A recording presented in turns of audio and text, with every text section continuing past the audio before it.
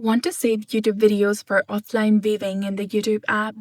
This video will show you how to use YouTube's premium offline viewing feature. To save a video for offline viewing, you need to go ahead and open your YouTube application on your mobile device first. Log into your specific account and find the video that you want to save. Once you've selected the video that you want to download, go ahead and scroll to the right of the page, and there you'll see the option of download, which is between save and clip. Go ahead and tap on download. This video will download and be available offline when it's finished.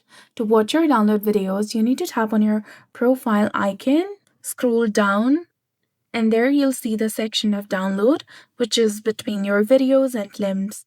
Go ahead and tap on that, and you'll get the list of the videos that you've downloaded on YouTube. So that's it for this video. I hope you found this video helpful. If you did, please like, share, and subscribe. Thanks for watching. We'll see you again in the next one.